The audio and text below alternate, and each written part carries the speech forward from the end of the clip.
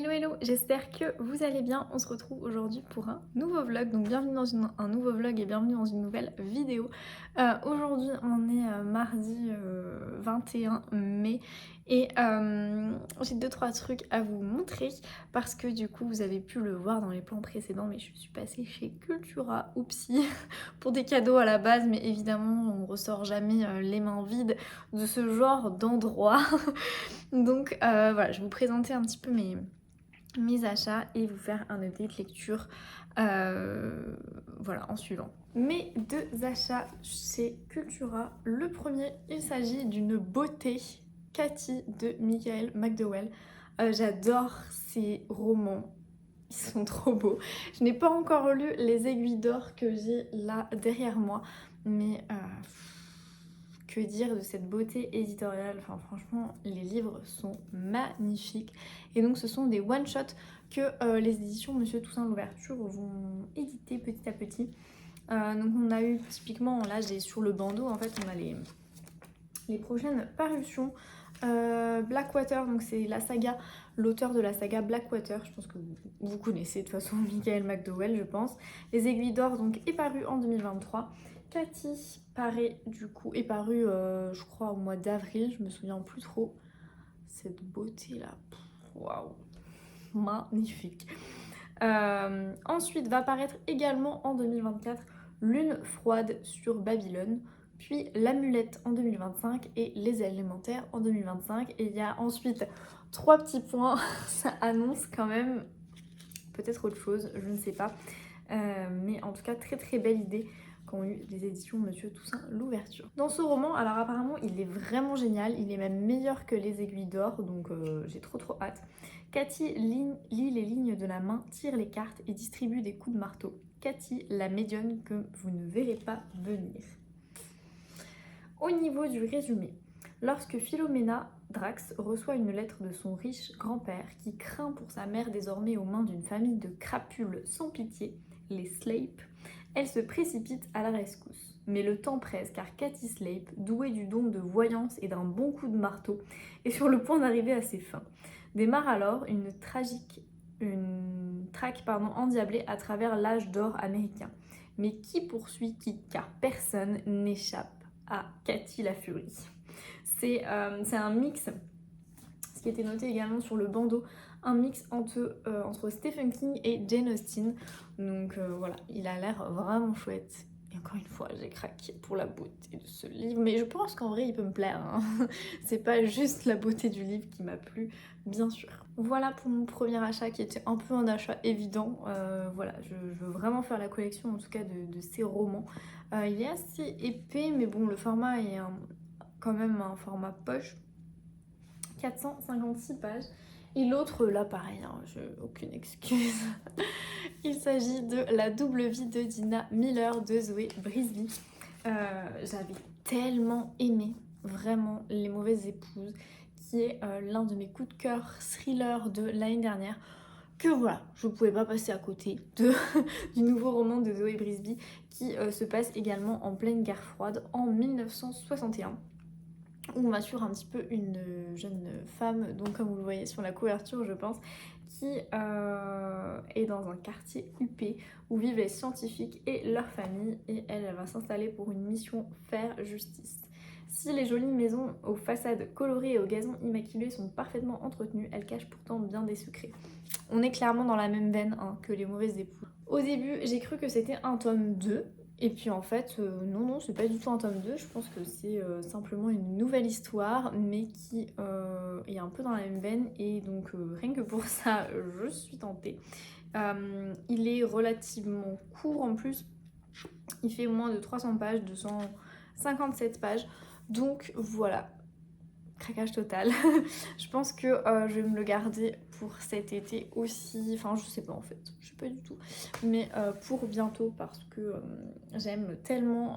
J'ai tellement aimé, comme je vous l'ai dit, Mauvaise Épouse. Voilà. J'ai pas d'excuses. Mais voilà pour mes deux achats chez Cultura que je me suis procuré récemment du coup. Et niveau update lecture, que dis-je, ça fait 150 ans, n'est-ce pas, que je suis dans le tome 2 de Lost in Tocables, mais il est vraiment dense en fait, ce tome. Je sais pas si vous pouvez voir, mais c'est quand même écrit petit, je trouve. Et on a, bon là j'ai ouvert évidemment une page où il y a plein de dialogues, mais il n'y a pas tant de dialogues que ça, et il se passe énormément de choses qui sont pas forcément des choses très faciles, très gentilles, hein, voilà. C'est un tome 2, mais en gros on est dans la... Je vous le redis depuis 3 vidéos je pense, dans une guerre entre cartels de drogue au Mexique. Et on suit comme ça un personnage qui est vraiment embrigadé malgré elle, parce qu'elle est obligée d'épouser donc le chef du clan de Los Intocables. Et on est comme ça dans les trahisons, les jeux de pouvoir, les complots, les liens familiaux aussi. Et également on suit donc cette jeune fille qui s'appelle Mira. Et on s'attache immédiatement à elle. Enfin, c'est vrai que dans le premier tome, elle est quand même extrêmement vulnérable. Et dans ce deuxième tome, elle se révèle un petit peu. Je pense que voilà, vous l'aurez compris, de toute façon, il n'y a pas 36 issues si elle veut survivre, en tout cas dans ce milieu-là. Et c'est un milieu donc, qui est très violent, comme vous voyez, hein. La couverture est rouge sang et voilà, très très violent.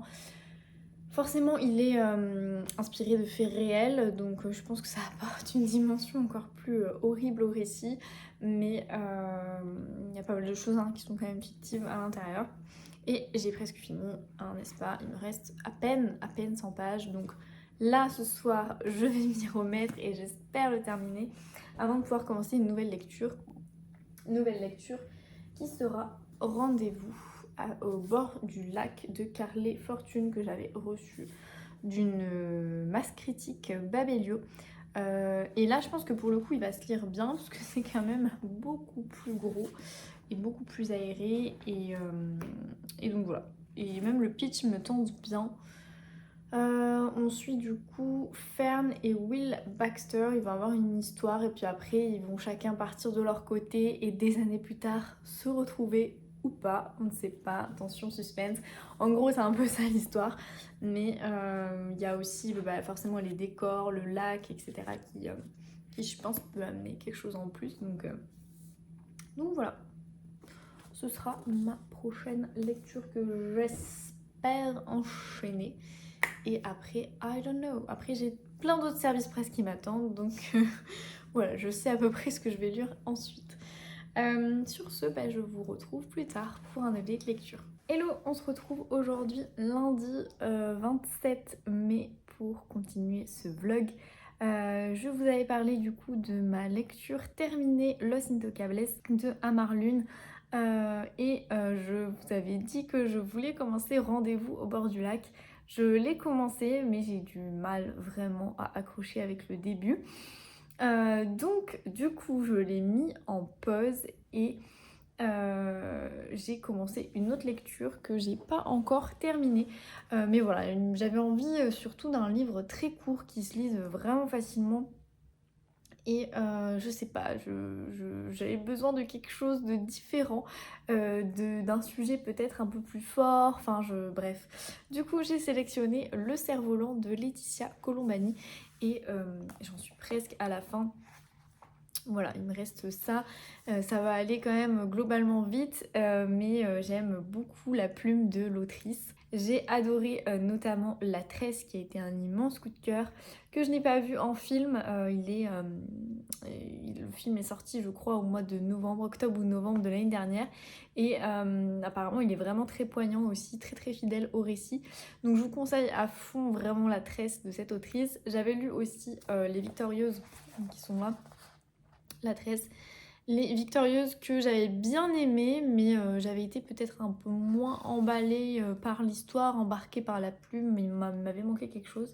Et là, dans Le Cerf-Volant, pareil, j'aime beaucoup. Je pense que je le préfère aux Victorieuses, mais on sera pas sur un immense coup de cœur. Tout simplement parce que, je sais pas, la plume m'embarque moins. Malgré ça, je trouve que ce récit est vraiment très très beau. Il y a toujours des aspects extrêmement touchants dans les romans de Laetitia Colombani. Et là, nous partons en Inde. Nous suivons Léna, qui est une occidentale, une française, qui en fait, suite à un drame, va chercher à s'exiler, se ressourcer dans ce pays qu'elle ne connaît pas du tout. et elle est enseignante de base et en fait elle va rencontrer une jeune fille qui joue avec un cerf-volant qui va la sauver de la noyade. Donc clairement, elle va lui sauver la vie et à partir de ce moment-là, la vision un petit peu, de Lena va complètement changer. Elle va retrouver aussi un objectif de vie, se retrouver elle-même. Franchement, voilà, un magnifique récit de résilience et d'ode à la vie également. Et j'ai envie de dire d'ode à l'éducation. Donc quand je dis d'ode, c'est D'-O-D-E, hein, on s'entend, donc une véritable ode à l'éducation et à l'enseignement aussi. C'est un récit qui est vraiment très bouleversant, sans tomber vraiment dans quelque chose de trop lourd à supporter. J'avais un peu peur de ça, parce que forcément quand on va en Inde, on connaît très bien là, voilà, tout ce pays est quand même fait de contrastes extrêmement importants, de fossés et les castes, le système de caste est encore tellement ancré que dans la culture que ça paraît voilà, très compliqué pour nous occidentaux à encaisser en fait tout simplement la misère, etc. Et ce récit le montre bien. Moi j'ai adoré surtout en apprendre plus sur la culture indienne. C'est voilà, une culture que je connais pas tellement finalement. Et il y a pas mal voilà, de références, notamment culinaires, mais pas que, aussi sur les us, sur les coutumes, qui étaient vraiment très intéressantes. Je parle au passé, hein, mais je l'ai pas fini. Et après, voilà, tout ce combat, cette force de caractère qu'a Lena est vraiment exemplaire et très très inspirante aussi. Donc franchement, un magnifique récit. Comme je vous dis, pas de coup de cœur incroyable non plus, parce que forcément, il passe après La Tresse, et La Tresse est tellement géniale que on ne peut pas s'empêcher de comparer, je pense, parce que dans La Tresse, il y a une partie qui se passe en Inde aussi. Voilà. Mais ce récit est différent, très beau, très touchant. Enfin, je suis voilà, vraiment ravie en tout cas de retrouver cette plume que j'adore. Et donc voilà, je vous le conseille, c'est vraiment un hymne assez important, assez puissant hein, à l'éducation, à l'enseignement, à, à ce chemin de vie aussi, cette reconstruction, quête de soi, etc. qui est vraiment très très intéressante. Voilà, je sais pas, peut-être je vous ferai un update une fois terminé, mais pour l'instant vraiment très très bien. J'ai 2 colis qui me sont arrivés, qui sont de très très chouettes colis. J'ai toujours un petit problème là de poste en gros, enfin c'est pas vraiment poste, mais avec les éditions Charleston, les colis arrivent à une autre adresse que la mienne, donc j'ai un petit délai pour recevoir les romans. Rien de trop grave, voilà. Mais... Alors, je les ouvre avec vous. Le premier, c'est une enveloppe simple qui est arrivée aujourd'hui. Donc, j'ai pu la récupérer aujourd'hui, je suis contente. Et vous pouvez le voir peut-être. On l'a pas mal vu passer sur les comptes d'influenceuses. Alors, hop. Il s'agit évidemment, et là franchement je suis tellement heureuse, du nouveau Taylor Jenkins Red Les Vrais Amours. Le vrai amour. Je sais même pas comment on peut prononcer ça, parce que du coup... En anglais, le titre c'est One True Love. C'est vraiment au singulier, mais là visiblement ils l'ont tourné un peu au pluriel. Et cette couverture, elle est hyper estivale, c'est impressionnant. Alors, au niveau du pitch...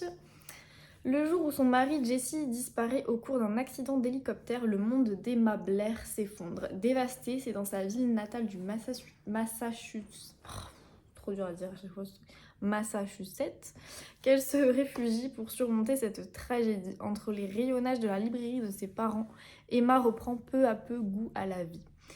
Quand elle croise la route de Sam, un ami d'enfance, elle revoit enfin la possibilité d'être à nouveau heureuse à ses côtés. Mais quelques jours après leur fiançailles, son destin bascule une seconde fois lorsqu'elle apprend que Jessie est vivant. Emma va alors devoir choisir entre son premier amour et le nouvel amour de sa vie. Oui, oh là là. Il est moins Franchement, je pensais qu'il allait être épais, je sais pas pourquoi. Je pensais à un roman beaucoup plus épais, mais ma foi. Oh là là, que de questions, j'ai envie de le lire. Il fait 359 pages. Alors là, actuellement, je sais plus du tout si il est déjà paru ou si il va paraître ou quoi. Donc s'il n'est pas encore paru, je vous mets la date. Et s'il est déjà paru, bah, je vous mets rien, au moment de la publication évidemment de cette vidéo. Mais très très très très chouette. Ah, il a l'air trop bien. Et deuxième colis aussi des éditions Charleston que j'ai ouvert. Évidemment pour savoir ce que c'est, on s'entend. Alors, hop.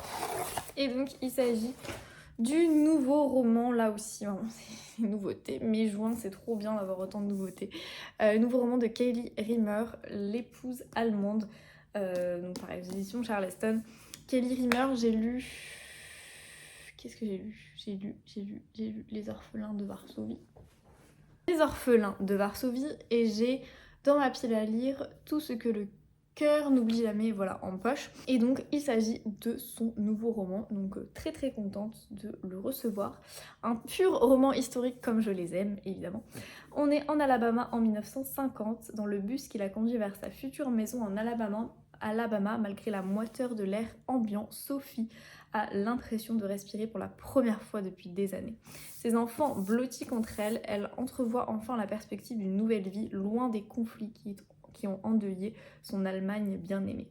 Le gouvernement américain, qui a recruté son mari Jürgen pour travailler sur un nouveau programme spatial, leur promet un avenir meilleur, mais Sophie se heurte rapidement à l'hostilité de ses voisins, car une question leur brûle à tous les lèvres. Quelle relation la famille Rod a-t-elle entretenue avec le Reich ? Quand des rumeurs sur leur lien avec le régime hitlérien se répandent, la tension monte, jusqu'au jour où un drame se produit, ébranlant toute la communauté. Oh purée. Inspiré d'une histoire vraie, l'incroyable récit d'une femme tiraillée entre ses convictions et son instinct maternel de l'Allemagne nazie à l'Alabama de la guerre froide. Franchement, il a l'air vraiment très très bien. Pareil, j'ai envie de le lire. J'ai envie de tout lire de toute façon en ce moment. J'ai trop peu de temps pour lire, mais j'ai envie de tout lire. Ça a l'air trop cool. Ah ouais, bah ouais, il a l'air vraiment très bien. Très très bien. Alors les avis, j'ai pas lu les avis des lectrices Charleston pour le Taylor Jenkins Reid là. Les avis des lectrices Charleston.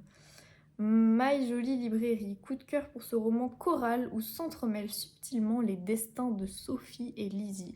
Une lecture intense et addictive portée par une plume sensible et efficace. Clarine Boukine, un roman vraiment passionnant qui m'aura tenu en haleine de bout en bout. Strabicisme, coup de cœur pour ce récit extrêmement instructif. Une lecture marquante du fait de la puissance des images et des questionnements qu'elle véhicule. Dans tous mes états, en ouvrant ce roman, l'histoire s'anime. Un récit fort et bouleversant qui plonge au cœur de l'Allemagne nazie. Un livre rempli d'humanité. Carnet littéraire, un roman de fiction historique émouvant, aux personnages complexes et bien travaillés. Et ça donne trop envie. Et pareil, je pensais que... Bon, il est quand même épais, hein, on s'entend, mais je pensais qu'il allait être plus épais. 471 pages pour, du coup, ce nouveau roman. Et pareil, je sais pas s'il est sorti ou s'il va paraître, mais voilà, je vous mets la date ici. S'il n'est pas encore paru. Bah merci infiniment franchement aux éditions Charleston pour ces deux nouveautés. Voilà, ces deux nouveautés que j'attendais beaucoup, donc forcément je les avais demandées au catalogue parce que bah, c'est deux autrices que j'adore. Comme je vous ai dit, donc Kaylee Rimmer, j'ai lu Les orphelins de Varsovie et Taylor Jenkins Reid, j'ai lu Les sirènes de Malibu et j'ai d'ailleurs Les 7 maris, oui, d'Evelyn Hugo dans ma pile à lire que j'aimerais lire aussi cette année, ce serait cool. Et franchement, Les sirènes de Malibu, j'avais beaucoup aimé, ça n'avait pas été un coup de cœur non plus, mais très belle lecture, très belle plume toutes les deux. Donc je suis ravie en tout cas d'avoir les nouveautés. Sur ce, je vais vous laisser pour ce petit interlude, ce petit moment, et puis je vais retourner à ma lecture et vous faire un update peut-être, voilà, si, dès que je l'ai terminé. Hello, nous sommes aujourd'hui mercredi et vous pouvez le voir dans la petite tête, un petit peu fatiguée de cette journée. Mais je vous prends parce que j'ai reçu un chouette colis, je pense savoir ce que c'est évidemment. Et très très contente de cette réception. Donc ça me vient des éditions Charleston. Je crois savoir ce que c'est. Et oui, c'est ça, tout à fait. Et donc il s'agit d'un exemplaire du dernier Amy Harmon, la première née. Alors ce sont les épreuves non corrigées parce que voilà, il limite en fait tout simplement les envois de service presse. Vous savez, donc le roman est disponible dans une version hardback, donc vraiment une version plus élaborée, hein, reliée, format relié ça s'appelle. Mais ils nous ont quand même proposé, enfin en tout cas Charleston m'a quand même proposé de recevoir ce roman en épreuve non corrigée, donc en version voilà, non définitive si vous voulez, pour quand même découvrir cette histoire. Donc j'ai accepté parce que franchement il me tente beaucoup et que le brochet, enfin le livre relié, à chaque fois j'ai envie de dire brochet mais non, le relié a un certain coût, hein, il est presque à 27 € il me semble, donc voilà. Je me suis dit en attendant j'ai quand même envie de lire ce roman et peut-être que je me ferai offrir la version reliée un peu plus tard. La première née, c'est le dernier roman du coup de Amy Harmon qui est paru donc le 17 mai dernier et qui est de la romantasy. Donc c'est un livre fantasy et en même temps romantique, une épopée romanesque. On va suivre en fait sur une île Desdemone qui va lancer une sorte de malédiction un petit peu sur l'île et elle va dire comme, enfin elle va lancer comme malédiction que plus aucune fille ne naîtra à Saylock, c'est le nom de l'île. Et quelques années plus tard, le père présente un nouveau-né au temple et il devient le parfait candidat au trône car il est l'heureux père d'une fille, la première née depuis la terrible malédiction et le salut du pays tout entier. Voilà, il est peut-être question je pense, d'épopée romanesque, de chevalerie. Voilà, j'ai hâte en tout cas de découvrir cet univers. Ça fait très longtemps que je n'ai pas lu de fantasy fantastique et donc voilà, il me tarde vraiment de le découvrir. Donc je suis très contente de cette réception tout de même. Même si voilà, j'ai pas eu le relié, je sais qu'il y en a certaines qui l'ont eu, mais après c'est normal, enfin le livre quand même a un certain coût, hein, donc c'est logique je pense d'avoir un nombre d'exemplaires en service presse réduit. Ils ont quand même fait l'effort de nous envoyer la version épreuve non corrigée, donc très très contente et j'ai hâte, vraiment très hâte de découvrir cet univers. La plume de Amy Harmon, j'adore, je vous l'avais présentée plusieurs fois, plus sur du roman historique parce que j'ai lu Ce que murmure le vent et La fille qui prenait les armes, mais je fais confiance à sa plume, je pense que ce sera une jolie découverte. Voilà, c'est tout pour moi. Enfin non, c'est pas tout. J'ai terminé hier soir du coup le Cerf-Volant de Laetitia Colombani et je n'ai pas grand chose de plus à vous dire par rapport à ce que j'ai dit hier ou avant-hier, je me souviens plus, mais très beau récit, j'ai été très touchée par cette histoire, je l'ai trouvé vraiment jolie malgré le sujet.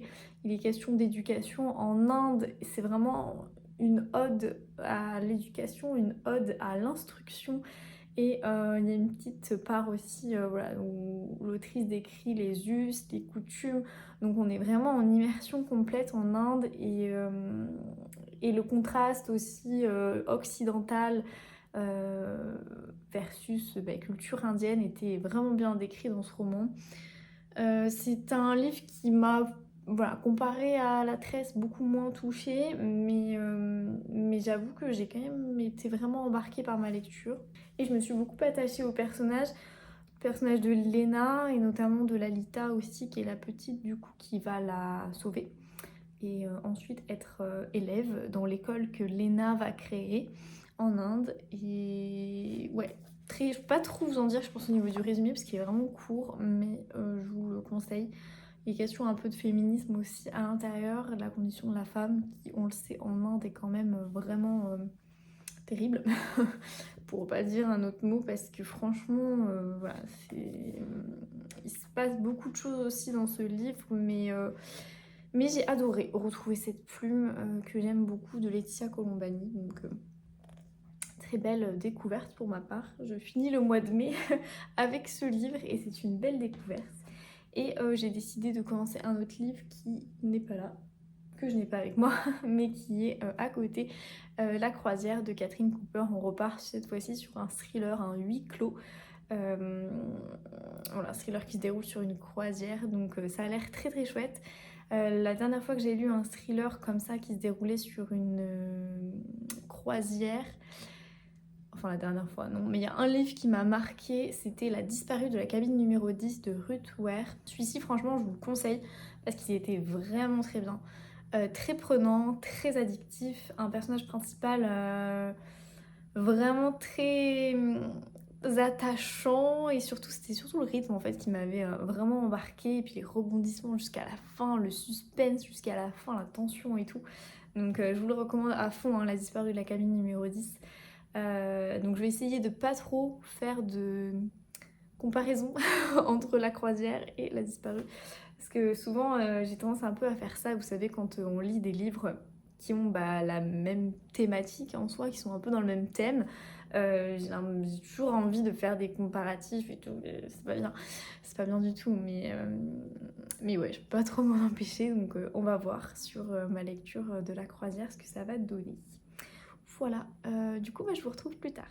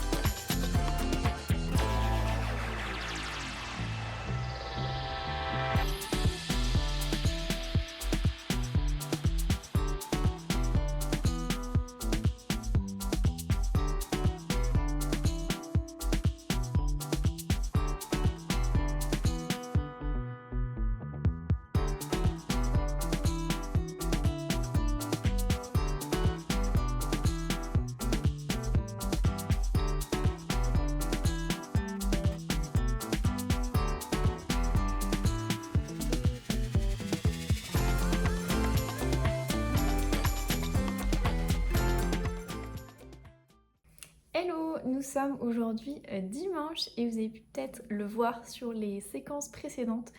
Une nouvelle tête est apparue dans ma vie et donc il s'agit d'un petit chat. Elle est actuellement sous le plaid, elle est en train de dormir, donc voilà, j'ai pas trop envie de la déranger. Je vous la présenterai à un autre moment dans une autre vidéo, je pense, parce que je vais clôturer ce vlog juste après.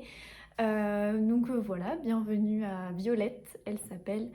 Et c'est une petite jeune de presque 3 mois. Dans quelques jours, elle aura 3 mois. Donc voilà, j'ai décidé évidemment d'adopter un chaton parce que ça me manquait trop de ne plus vivre avec un chat. Et cette fois-ci, c'est donc la mienne. Et je suis trop contente de l'avoir adoptée, donc du coup dans une association. Voilà, elle a manqué de rien, hein. C'est sa mère qui du coup a été retrouvée dans un quartier résidentiel et elle était nourrie visiblement par les habitants, mais elle n'était pas pucée ni rien. Et du coup, quand ils l'ont récupérée, l'assaut, ils ont découvert après qu'elle était gestante et donc qu'elle attendait 4 petits. Voilà pour l'histoire de Violette. Qui vient rejoindre ce foyer. Nous sommes donc maintenant 2 personnes. Voilà. Update lecture, enfin parenthèse terme clôturé, parenthèse fermée, voilà, je trouvais plus le mot. Voilà, je vous la présenterai à un autre moment, un peu plus, quand elle sera un peu plus à fond, parce que là c'est dodo time. Je voulais vous faire un update lecture, je crois que je vous avais dit que j'avais terminé Le Cerf-Volant et que j'avais commencé une nouvelle lecture qui était donc La Croisière de Catherine Cooper. Alors j'ai commencé, j'en suis page 42 et pour l'instant j'aime bien.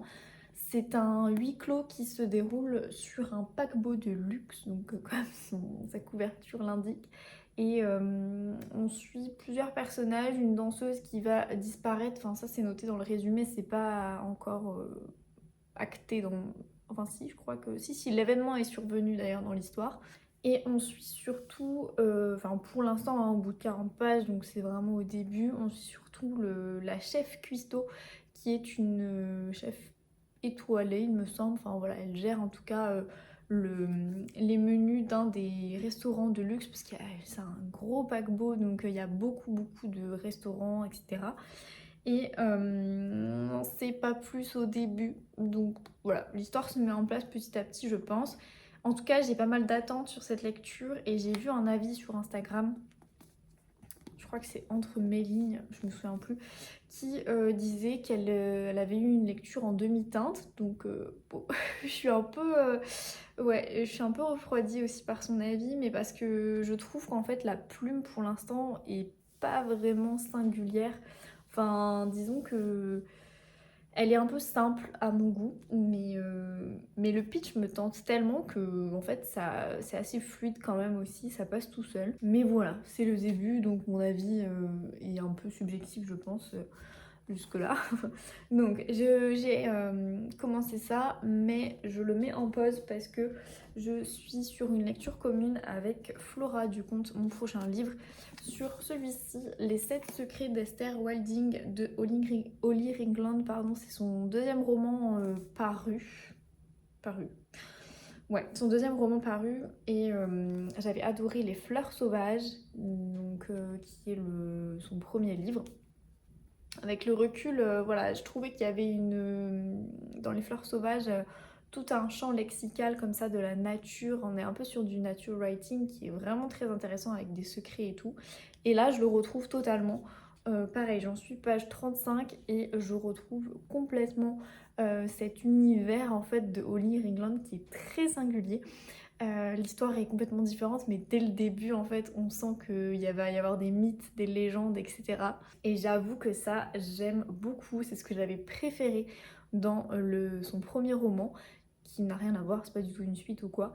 Mais j'avais vraiment adoré cet aspect-là et je le retrouve ici. Et donc, très très contente. Il est déjà paru, il me semble, ce roman.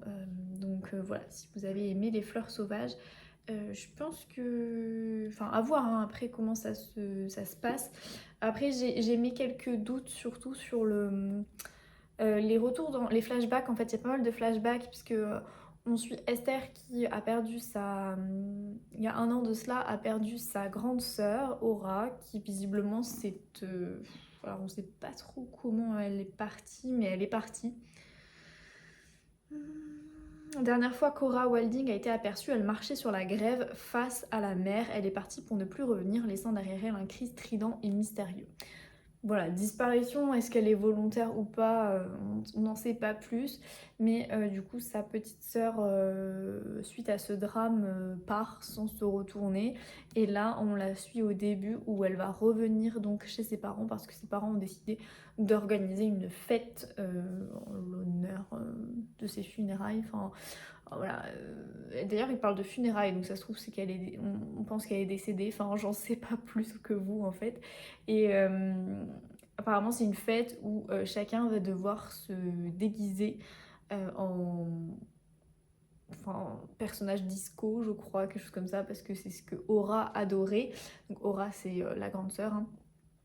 Et j'en suis là, au début. Elle arrive, il y a un accident parce qu'elle cogne un cygne noir, et donc il y a tout un truc autour du cygne noir, visiblement. C'est vraiment le tout début, donc je vous spoil pas, au bout de 30 pages, c'est ça.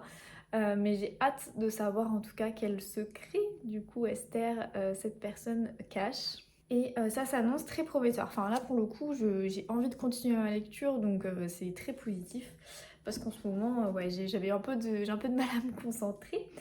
Je voulais vous faire un petit book haul avant de continuer l'update lecture. Je me suis procuré le seul et l'unique tome 8 des 7 sœurs de Lucinda Riley du coup et son fils Harry Whittaker. C'est la parution poche en fait, là où actuellement on est le 2 juin je crois et il est paru donc il y a 2-3 jours et voilà, il me le fallait, hein, c'était obligé, hein. Moi j'adore cette saga, franchement les 7 sœurs c'est l'une de mes sagas favorites et je les collectionne en poche donc il me fallait la version poche of course et trop contente du coup de l'avoir enfin. C'était un passage obligé, voilà. Donc hier c'est ce que j'ai fait, je suis allée faire les courses et j'en ai profité pour passer chez Cultura, me le procurer. J'ai toujours précommandé depuis d'ailleurs le tome 5, non depuis le tome 4, j'ai précommandé à chaque fois les sorties poche, donc voilà.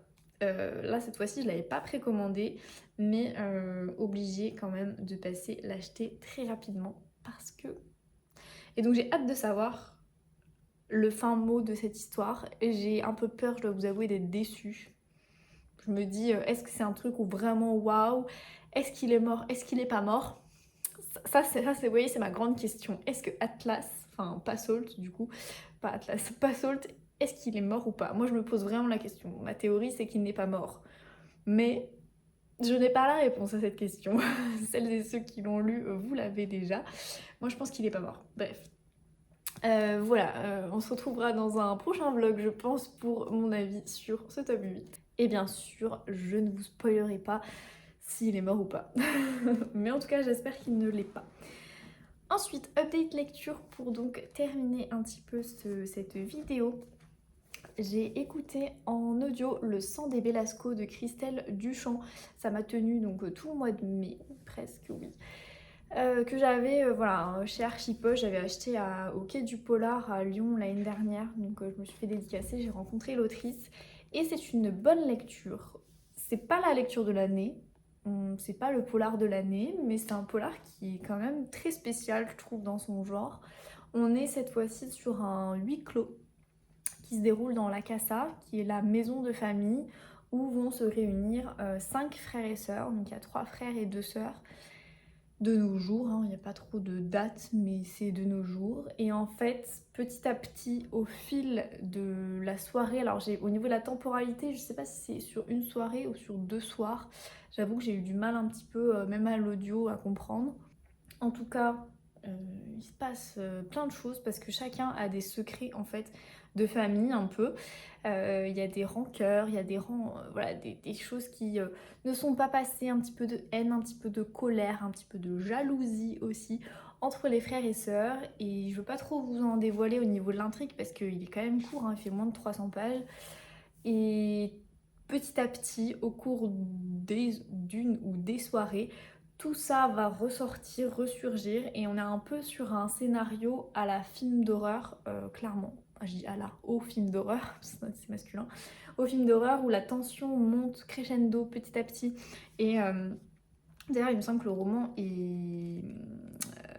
voilà, il y a des actes en fait, hein, il est divisé en actes, acte 1, etc. Un peu effectivement à la pièce de théâtre aussi. Et je trouve que c'est très bien fait au niveau de la construction du récit. Chaque frère et chaque sœur ont des griefs les uns envers les autres. Et petit à petit, on comprend un petit peu tout ça, on comprend ce qui leur arrive, quels sont leurs secrets, quelles sont voilà, leur colère, leur jalousie et tout.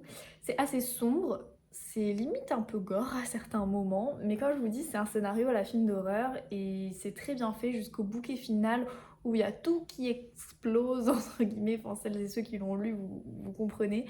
Et là, j'ai été plutôt satisfaite de la fin. Je trouvais que, je sais pas, j'aime bien ce genre de fin un petit peu énigmatique et en même temps un peu barré. Enfin voilà, je sais pas, j'aime bien ce genre de fin.